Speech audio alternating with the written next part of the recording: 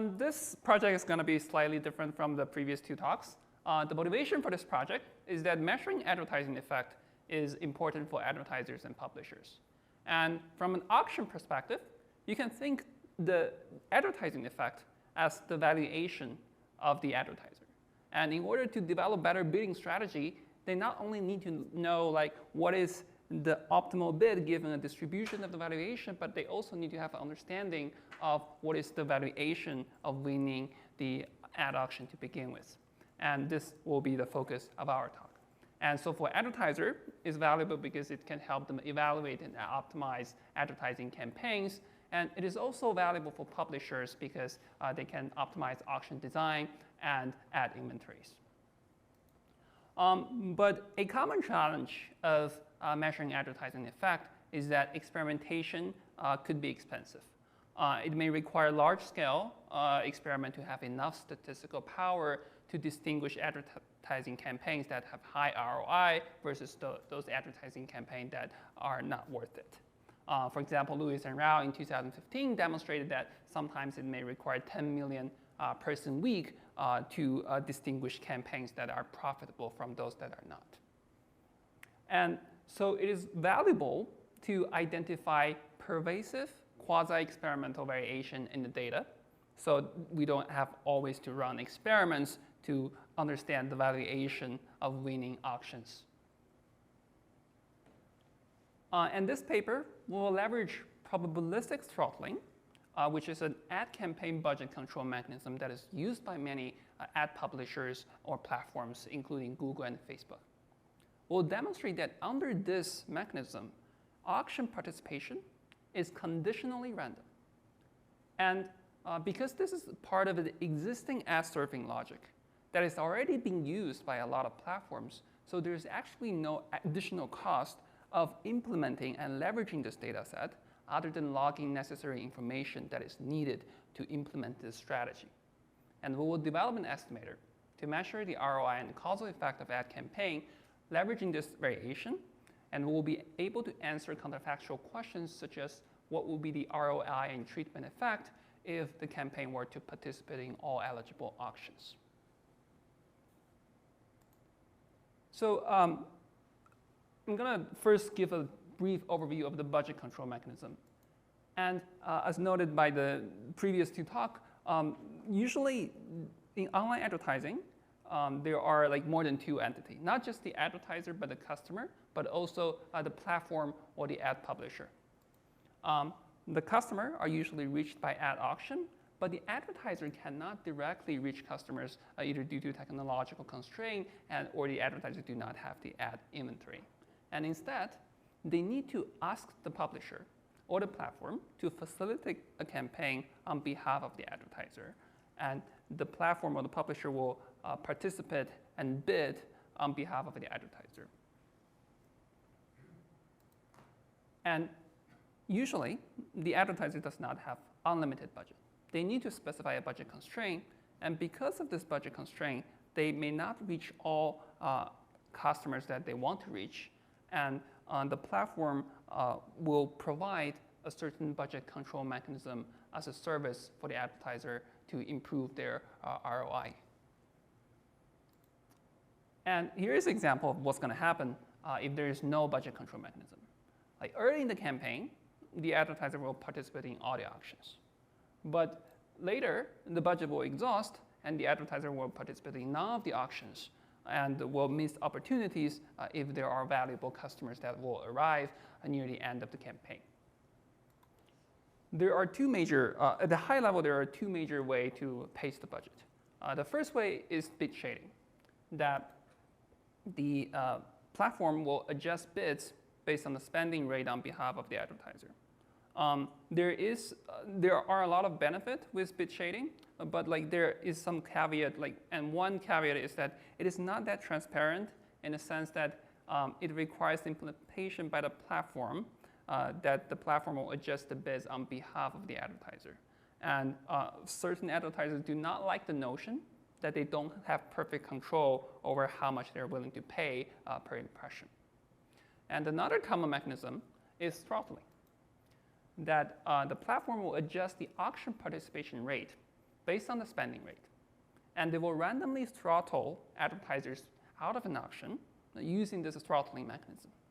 And this is implemented by many platforms, including Google and Facebook.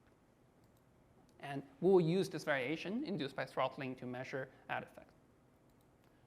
So just to give some high-level overview of what this throttling mechanism is about, consider that a customer visits the platform, and the platform will calculate the auction participation probability for the focal advertiser based on its ad spending rate and remaining budget.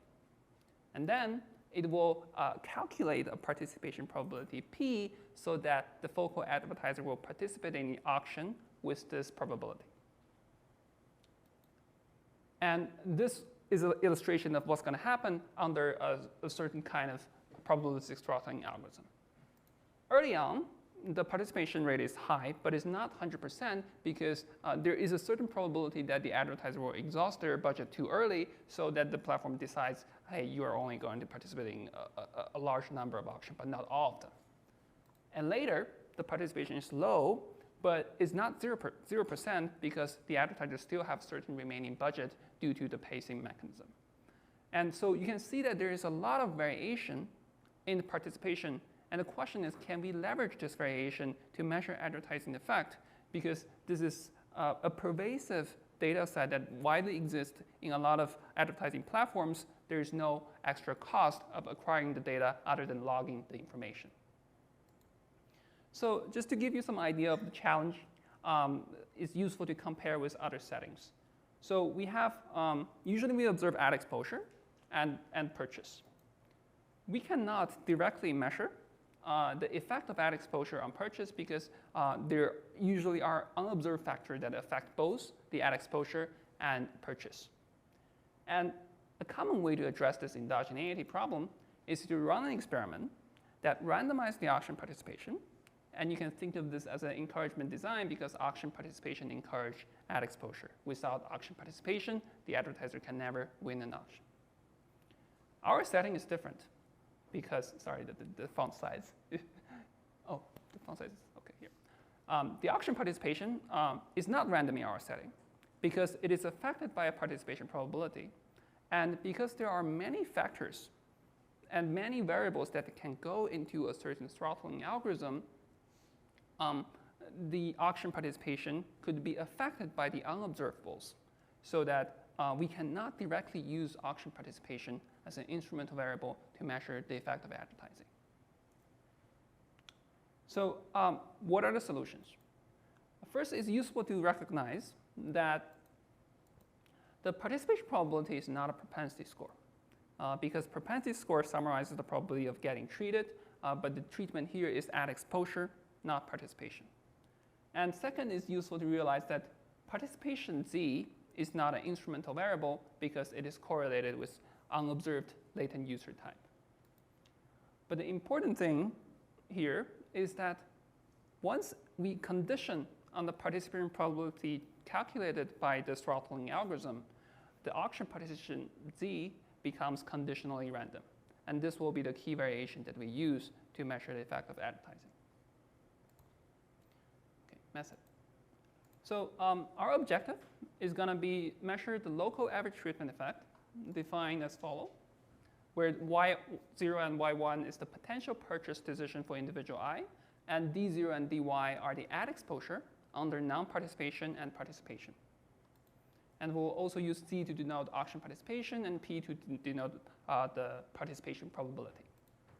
And this slate can help answer counterfactual questions such as what would be the ROI if the campaign were to participate in all auctions.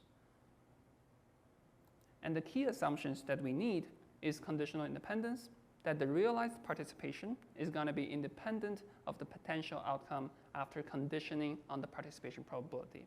And we also require an overlap assumption that is quite standard, that the participation probability should be between 0 or 1, so that there is enough variation in the participation.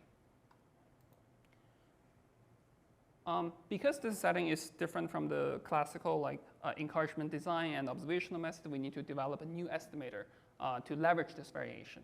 And to give a high-level overview, we can think that there are 3 steps. The first, split, estimate, and combine.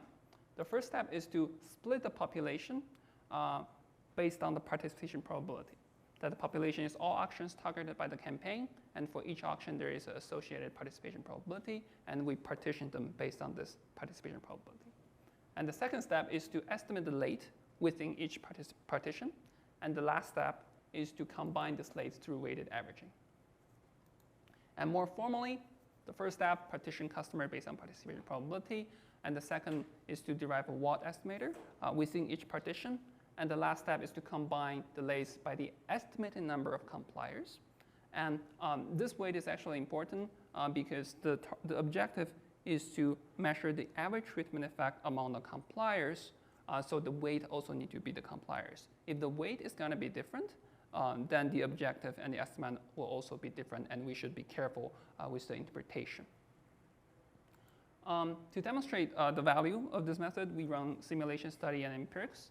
I'm going to skip the detail of the simulation procedure, but here is a comparison of our method versus other method that does not leverage this variation, including an OLS and IV. So you can see that both OLS and IV will generate biased estimates because the auction participation is not an instrumental variable, and the ad exposure is also endogenous. That's the reason that both OLS and IV will generate biased estimate.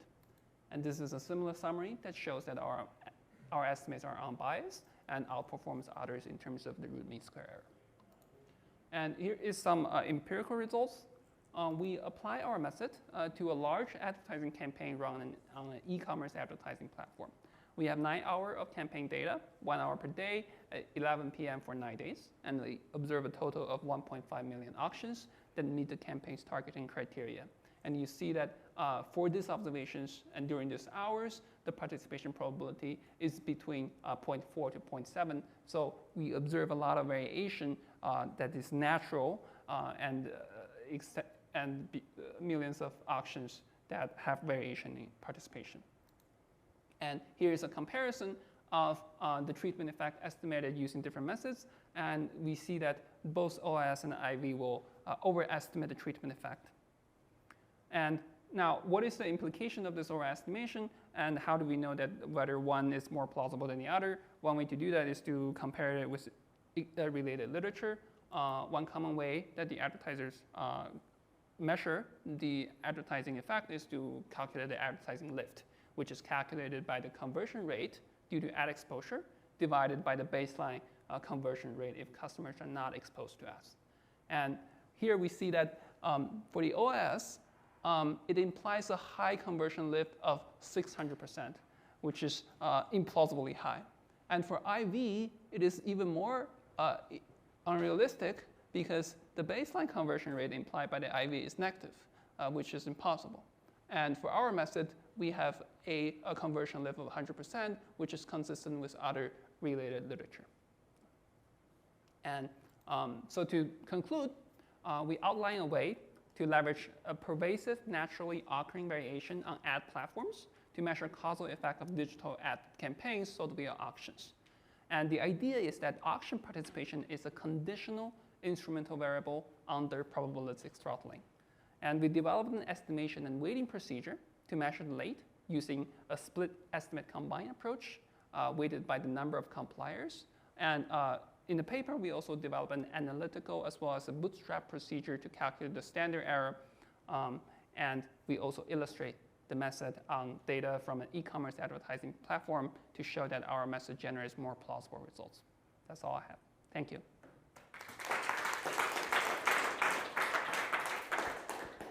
We have time for one question here. Are there any questions on the Gather platform? Yeah, actually, I have a question. What kind of ads are those? Banner ads, or are they kind of sponsored links ads? Maybe I missed that. So for the empirical data, we're looking at display ads.